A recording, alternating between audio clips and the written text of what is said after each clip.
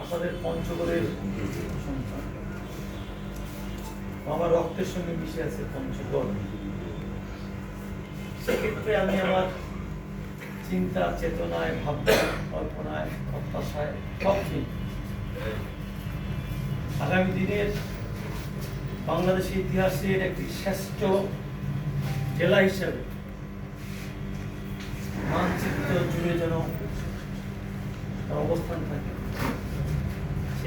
সেটা জায়গায় নিয়ে যাওয়ার জন্য আমি আমার সামর্থ্য দিয়েই ত্যাগ দিয়ে মহানগর কলমের প্রতি আস্থা বিশ্বাস রেখেই আমি ক্রমাগত চেষ্টা করছি এবং সেই চেষ্টার মধ্য দিয়ে আপনাদের দাবিগুলো করেছেন। আজকের এই আর্থিক অনুদান অনুষ্ঠানে আমি সেই বিষয়ে বলতে যাব না, তবে দুটো বলবো। এর আগে আমি ভবন এসেছিলাম, তখনও এই ভবন বহুতল বিল্ডিং করার ক্ষেত্রে দাবি এসেছিল, আমি সেটা ধারণ করেছি এবং আমাদের মাননীয় তথ্যমন্ত্রী শহীদুল স্বপন ভাইয়ের সঙ্গে আমার ব্যক্তিগত পারিবারিক অসম্ভব একটি ভালো সম্পর্ক যোগাযোগ আছে। আমি সেই বিষয়ে কথা বলেছি। আমি আগামী দিনের ফল কি হবে আমি এই করবো না, কিন্তু আপনাদেরকে বলে আপনাদের আমি কি বলতে চাই, আসলে আমার একটা লক্ষ্য আছে আগামী নভেম্বর ডিসেম্বর দিকে আমাদের মাননীয় প্রধানমন্ত্রীকে আমাদের পঞ্চগড়ে নিয়ে আসে। মাননীয় প্রধানমন্ত্রীকে আমার কথা বলেছে, আমাদের বিশেষ করে বোধহয় যে পাথরা নদীর উপরে একটি খাল আছে, যেখানে শহীদ জিয়া রহমান নিজে খনন করেছে এবং সেখানে হাই স্কুল মাঠে একটি বিশাল জনসভা করেছে এবং আমার সৌভাগ্য হয়েছিল সেদিন শহীদ জিয়া রহমানকে আমি স্কুলে পড়াবো দেখেন। সেই স্কুলের মাঠেই মাননীয় প্রধানমন্ত্রী আসার ক্ষেত্রে একটা সম্মতি প্রাথমিকভাবে আমি গ্রহণ করেছিলাম। আমাদের মারিয়া একটি ওয়াইপি হচ্ছে প্রায় 100 কোটি টাকার অধিক দীর্ঘদিন করেছে, প্রায় কাজের অনিয়ম, দীর্ঘসূত্রতা, বিভিন্ন ব্যত্যয় এবং ঠিকাদার পালিয়ে দেওয়া, ঠিকাদার চলে যাওয়া, বিভিন্ন অনিয়মের ভিত্তিতে আমি গতকালকে সেখানে ভিজিট করেছিলাম। সেই দৃষ্টি কীভাবে সেই সব দূর করা যায় এই সহ পঞ্চগড়ের মাননীয় প্রধানমন্ত্রী যখন শুভাগমন করবেন একটি কমিটি কোনো আসে না, সেইখানে আরও 4টি 5টি 6টি 7টি জাতীয় পর্যায়ে বা ওই জেলার সার্বিক পর্যায়ে কর্মকাণ্ড, কর্মসূচি বা সেখানে গণসংযোগ বা সেখানে সংযোগ করা সেই বিষয়ে বাস্তবায়ন করেন। আমি সেদিকে যাব না, আমি যদি কি বলবো যে আমরা এই যে সাংবাদিকরা, আমি মনে করি, আমি বিশ্বাস করি, আমি ঢাকা বিশ্ববিদ্যালয়ে পড়া থাকা অবস্থায় আমার কখনো কোনো সময় কোনো দিনের জন্য আমার ঢাকা বিশ্ববিদ্যালয়স্থ যত সাংবাদিক সমিতি ছিল, তত সাংবাদিকের নেতৃবৃন্দ ছিল বা তিনি সংবাদ বিশেষ করে কর্মী ছিল, কখনোই যে দলের হোক, যে মতের হোক, যে পত্রিকার হোক, আমার ব্যক্তিগতভাবে কখনোই কোনোদিন কোনো সাংবাদিকের সঙ্গে অসদাচরণ করা বা বিরূপ মন্তব্য করা বা কোনোভাবেই কোনো বিরাট বদল হওয়ার মতো আমি কখনই কোনো কর্মকাণ্ড করিনি। এবং আমাদের সাংবাদিকরা এখনও সেই ঢাকা বিশ্ববিদ্যালয়ের সাংবাদিকরাই কিন্তু আজকে বাংলাদেশের সংবাদ মাধ্যমের এবং বর্তমানে কৃত্রিম প্রিন্ট মিডিয়ার সবচেয়ে বড় বড় সম্পাদকীয় জায়গা সহ বড় বড় জায়গাকে তারা একটা অবস্থান করছে। সেখান থেকে আমি যে শিক্ষা দিচ্ছি, আমি যে ব্রত হয়েছি, সেটাকে ধারণ করেই আমি মনে করি একজন ক্ষুদ্র মানুষ, একজন সূক্ষ্ম মানুষ, একজন অচেনা মানুষ, একজন অপরিচিত মানুষ এবং অখ্যাত মানুষকে যে বিখ্যাত করতে হয়, একজন মানুষকে যদি সর্বজন পরিচিত হতে হয়, একজন মানুষকে যদি সমাজের কাছে তার সুনাম, তার কর্ম, তার কাজ দিয়ে মানুষের মধ্যে মন জয় করতে হয়, মানুষের কর্ণের মধ্যে শ্রুতিমধুর হতে হয়। সেই ক্ষেত্রে ইলেকট্রিক মিডিয়া এবং প্রিন্ট মিডিয়া অর্থাৎ সাংবাদিকদের সেই লেখনী বা প্রচারের কোনো বিকল্প নেই। আমি এটাকে বিশ্বাস করে ধারণ করি বলে আমি এই পঞ্চগড় প্রেস ক্লাবের গঠনের ক্ষেত্রে, বিশেষ করে 5ই আগস্টের পরবর্তীতে যে উদ্ভূত পরিস্থিতি হয়েছে, আমি সেই ক্ষেত্রে চেষ্টা করেছি আমাদের সিনিয়র নেতৃবৃন্দ এবং সেই সময় আমাদের যারা প্রশাসক সাবেদারের সহযোগিতায় আমরা কিভাবে এক জায়গায় বসতে পারি, অন্তত শুরুটা করতে পারি। শুরু করতে গেলে দেখা যাচ্ছে একটা সময় আমরা আমাদের নিজের অনেকের ভুল ভ্রান্তি আমরা বুঝতে পারবো এবং এটার একটা সুন্দর আমরা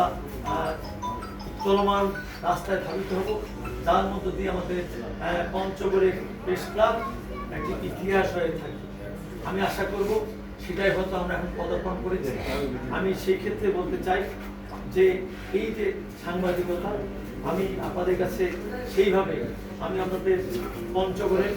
একটি সাধারণ পরিবার, বিশেষ করে পঞ্চগড় জেলা, বিশেষ করে বদা উপজেলার পাঁচপি ইউনিয়নের মেনাক গ্রামে একটি সম্বন্ধ মুসলিম পরিবারে আমি জন্ম নিয়েছি। আমি যেটুকু ইতিহাস জেনেছি, আমাদের বিশেষ করে ব্যারিস্টার জুবেদুল সরকার, আমাদের পঞ্চগড়ের গার্জিয়ান, উনি একদিন আমার বাবা যখন মারা যান সেই জানাজায় বলেছিল যে আমার পূর্বপুরুষ জলপাইগুড়ি জমিদার পরিবার ছিল এবং এই পঞ্চগড় শহরে আমাদের বাড়িও ছিল। যাই হোক, আমি কিন্তু বলতে চাই, আমি মনে করি এই আপনাদের সন্তান হিসাবে, আপনাদের ভাই হিসাবে, আপনার আত্মীয় হিসাবে, স্বজন হিসাবে, আপনাদের পরম জন হিসাবে আমি আপনাদের কাছে প্রত্যাশা করব। আমি ফেরেশতার মানুষ, আমার ভুল হতে পারে, আমার ভ্রান্তি হতে পারে, আমার কর্ম কথার কাজে অনেক সময় আমি ত্রুটি বিচ্যুতি হতে পারে। আমি মনে করি যে আপনারা সবাই আমাকে আমার ভুলগুলো, আমার কথা, আমার চলন, আমার আচার আচরণের মধ্যে যদি কোনো ধরনের অসংলগ্নতা পান, আমি মনে করব এই যে পঞ্চগড়ের সন্তান হিসাবে, আপনাদের আপনজন হিসাবে আমাকে কাছে ডেকে নিয়ে আমাকে শুধরাই দিবেন, আমাকে সঠিক পথ বার্তায় দিবেন, আমাকে সঠিক পরামর্শ দিবেন, আমাকে সঠিক কোনটা পথ সেই বিষয়ে আমাকে নির্দেশনা দিবেন। আমি কিন্তু যত বড় জায়গায় যাই না কেন, আমি এখানে আমার দিক থেকে নিজেকে কোনো ছোট মনে করব না, কারণ আমি মনে করি এখান থেকে আমি শিক্ষা নিব, এখান থেকে আমি এগিয়ে যাব, এখান থেকে আমি আমার পথটাকে সুযোগ করবো, এখান থেকে আমার সুদূর প্রসারিত চিন্তা চেতনা, সেই চিন্তা চেতনাকে ধারণ করে আগামী দিনে এই পঞ্চগড় জেলার প্রতিটি মানুষের সুখে দুঃখে, আনন্দে কষ্টে তাদের পাশে থাকবো এবং আমার লক্ষ্য থাকবে একটাই, ওই পঞ্চগড়ের সাংবাদিক সমাজ নয়, পঞ্চগড়ের আপামর দল মত ধর্ম বর্ণ সমস্ত মানুষের মুখে হাসি ফোটানো। সেই ক্ষেত্রে আমি আর বর্তমান সরকার, আমাদের প্রিয় তারেক রহমানের সরকারের সার্বিক সহায়তার জন্য আমার পক্ষ থেকে যত রকম কর্মকাণ্ড, যত রকম উদ্যোগ, যত রকম আমাদের মাননীয় প্রধানমন্ত্রীর কাছ থেকে প্রত্যাশা নেওয়ার জন্য যে উদ্দেশ্যগুলো সামনে রাখা দরকার, সেইগুলো আমি চালিয়ে যাব। এবং সেই ক্ষেত্রে আমি মনে করি আপনাদের এই পঞ্চগড় জেলা থেকে আপনাদের লেখনী, আপনাদের প্রচার, আপনাদের প্রপাগান্ডা, এই সামাজিক যোগাযোগ মাধ্যম, কি ইলেকট্রিক মিডিয়া, কি প্রিন্ট মিডিয়া বা আরো যত মিডিয়ার মাধ্যম আছে, সেই মাধ্যমে যদি আমার একটু প্রচারিত হয়, প্রচারিত হয় এবং সেগুলো যদি মানুষের লোক সমাজের মুখে, লোক সমাজের আপনার ছড়িয়ে পড়ে, তাহলেই কিন্তু আমি মনে করি সেখানে আমি ব্যক্তি আজাদ, আমি মন্ত্রী, আমি উপকৃত হব না। আমি মনে করি এর সামগ্রিক ফসলটা, এই সামগ্রিক ফলটা, এই সামগ্রিক যে সমষ্টিগত যেটা রেজাল্ট আসবে, সেটা কিন্তু এই পঞ্চগড়বাসী এবং এই পঞ্চগড় প্রেস ক্লাবের কাজেই আমি মনে করব আসুন আপনারা বিশেষ করে যে যার মিডিয়ায় যেভাবে কাজ করি, কত মত থাকতে পারে, কত আমার দল থাকতে পারে, আমার বর্ণ থাকতে পারে, কিন্তু আসুন আমরা একটা জায়গায় অন্তত এক হয়ে যাবো,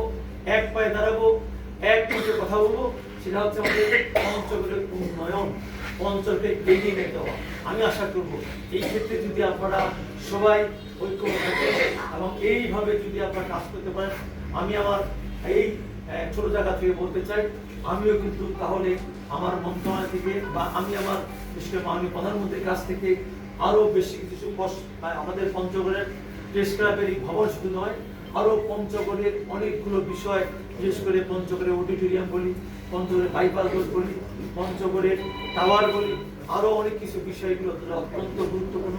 বিগত দিন আমরা চিন্তা চেতনা করেছিলাম, ভাবনায় ছিল, আপনারা এখানে অনেকেই জানেন। আমি আশা করব এই এবং প্রেস ক্লাবে আরো কয়েকটি ভবন জরুরি দরকার,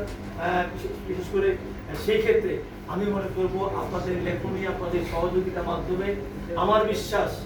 আমি এই বিষয়গুলো অনেক জায়গায় আমি আমার ডিও দিয়েছি এবং অনেক জায়গায় আমি অনেক মন্ত্রণালয়ে কথা বলেছি। সেই ক্ষেত্রে আমি যদি একটা সময় ঢাকা বিশ্ববিদ্যালয়ের ছাত্র রাজনীতি করেছি এবং সেন্ট্রালের যুবদের রাজনীতি করেছি, সেই ক্ষেত্রে আপনাদের সকলে দোয়া ভালোবাসায় আমার যে পরিচিতি আছে, যে প্রসারতা আছে এবং সারা দেশব্যাপী এই 3 মাসের মাথায় যেভাবে কাজকর্ম করেছি, সেই ক্ষেত্রে আমার বিশ্বাস, আমার লক্ষ্য একটাই, আমি আমার সততা দিয়ে, নিষ্ঠা দিয়ে, দেশপ্রেম দিয়ে এবং আমার সেই সততাকে অগ্নি পরীক্ষায় আমি উত্তীর্ণ হয়ে আমি যেন পঞ্চগড়ের যে জনসমষ্টি আছে, যে জনসমষ্টির জন্য আমি কল্যাণ করে আমার এই সততা, আমার ন্যায় নিষ্ঠাকে আমি বাস্তবায়ন করতে পারি। আমি মনে করি সেই ক্ষেত্রে সর্বক্ষেত্রে সর্ব জায়গায় সর্বক্ষণ আপনাদের সহযোগিতা আসুন আমরা সেই ক্ষেত্রে ঐক্য থাকি। এবং এর ফাঁকে আরেকটি কথা বলতে চাই, আমাদের যেমন পঞ্চগড়ের বিশেষ করে যোগাযোগের অন্যতম মাধ্যম হচ্ছে আমাদের ট্রেন মাধ্যম। আমি ব্যক্তিগতভাবে যখন ডিও দিয়েছিলাম এবং ডিও দেওয়ার সময় আমি মাননীয় মহাসচিবের কাছে গিয়েছিলাম, স্যার আমাদের এই পঞ্চগড়ের যে 3টি ট্রেন ঢাকা থেকে চলে এবং অনেকগুলো ট্রেন রাজশাহী খুলনা যায়, সেগুলো কি ইঞ্জিন কি বগির বেহাল অবস্থা। এখান থেকে স্যার যদি আমরা ভূমিকা না নিই আর পঞ্চগড়ে যে ট্রেন আছে সেটা ঠাকুরের মধ্যেই আসে, তাহলে স্যার এক্ষেত্রে তো স্যার কিছু করা উচিত। আমি একটা ডিউটা দেখছি, এটাকে আমি দিব নাকি আপনি একটা ডিউটা দিবেন? আমি দিতাম আমাদের পার্টির মহাসচিব এবং বাংলাদেশের যত মন্ত্রণালয় আছে, মাননীয় প্রধানমন্ত্রীর পরেই এলজিআরডি মন্ত্রণালয় সবচেয়ে বড় মন্ত্রণালয়। সে মন্ত্রণালয় থেকে স্যার যদি আপনি একটা চিঠি দেন, আমার বিশ্বাস আমি পার্শ্বও করবো। সেই ক্ষেত্রে কিন্তু আমার মনে আমরা সর্বসময়ের ভিতরে পঞ্চগড়ের ট্রেন যোগাযোগটা আমরা স্বর্ণযুগে বুঝতে পারবো। মাননীয় প্রধানমন্ত্রী, মাননীয় আমাদের এলজিআরডি মন্ত্রী আমার কথা সারা দিয়ে তাৎক্ষণিকভাবে আমার সামনে ডিও লিখে